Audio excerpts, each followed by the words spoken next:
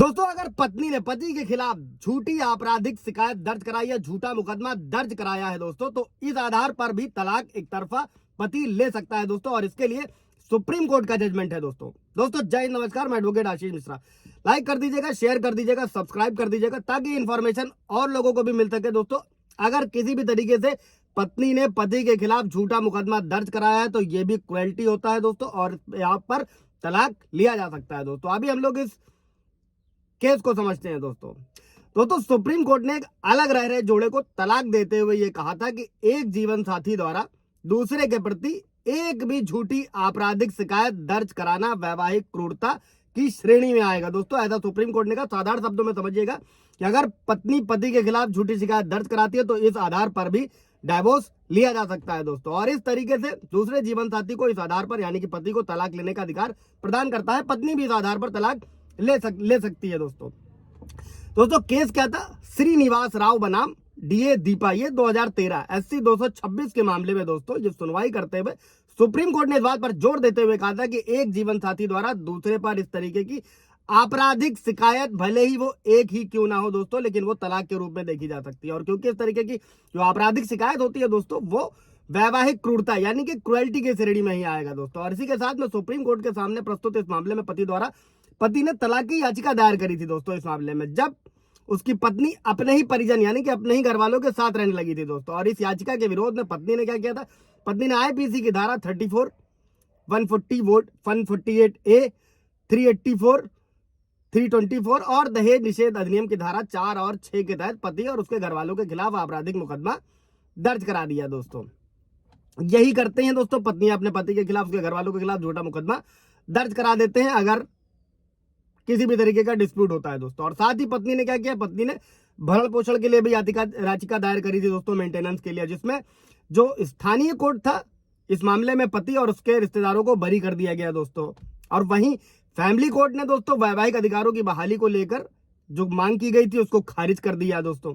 और इसी फैसले के विरोध में पत्नी ने हाई कोर्ट में अर्जी लगाई दोस्तों, और हाई कोर्ट द्वारा पत्नी की याचिका को स्वीकार कर लिया गया दोस्तों। 1 जुलाई 2024 से पूरे देश में नए कानून लागू हो चुके हैं दोस्तों। और अब जो भी मेंटेनेंस के मुकदमे चलेंगे वो भारतीय नागरिक सुरक्षा संहिता की धारा 144 के तहत चलेंगे। और जो ये 498 के केसेस है दोस्तों, ये भारतीय न्याय संहिता की धारा 85 के तहत चलने वाले हैं दोस्तों। अभी हम लोग इस जजमेंट की ओर बढ़ते हैं दोस्तों कि कैसे एक तरफा तलाक अगर पत्नी ने झूठा मुकदमा दर्ज कराया है तो लिया जा सकता है दोस्तों।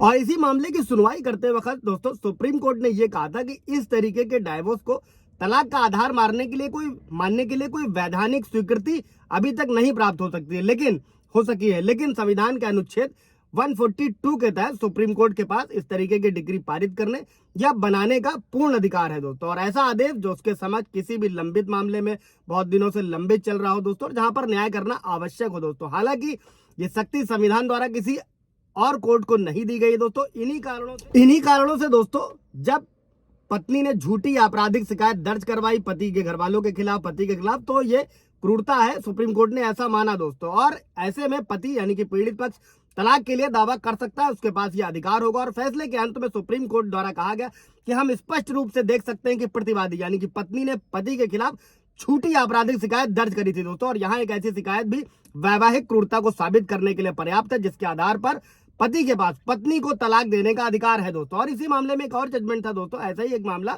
मुंबई हाई कोर्ट के सामने भी देखने को मिला था दोस्तों। और उसका नाम था अनिल यशवंत कारंडे बनाम श्रीमती मंगल अनिल कारंडे के मामले में दोस्तों। उसमें क्या हुआ था दोस्तों? उसमें हाई कोर्ट ने पाया था कि पत्नी द्वारा अपील करता यानी कि पति और उसके परिवार के घर वालों के खिलाफ झूठा मुकदमा दर्ज करा दिया गया था दोस्तों। शादी के 5 दिन बाद ही दायर कर दिया गया था। और पत्नी ने यह भी कहीं भी ये आरोप नहीं लगाया था कि उन 5 दिनों के दौरान अपील करता यानी कि पत्नी और उसके परिवार के सदस्यों द्वारा उसके परिवार के किसी भी तरीके का दुर्व्यवहार किया गया या दहेज की मांग की गई दोस्तों। और मामले में पत्नी ने IPC की धारा 498A, 323, 504, 506 के तहत अपराध का आरोप लगा दिया और झूठी शिकायत दर्ज करा दी दोस्तों, जिसमें पति ने क्या किया? उसके परिवार जिसमें कोर्ट ने पति और उसके घर वालों को बरी कर दिया दोस्तों। और मुंबई हाई कोर्ट ने इस मामले में पाया कि पत्नी ने साफ तौर पर पति पर झूठी आपराधिक शिकायतें दर्ज कराई थी, जिसके बाद तलाक दिए जाने के बाद में पत्नी ने धारा 9 के तहत वैवाहिक अधिकारों की बहाली का भी अधिकार खो दिया था दोस्तों।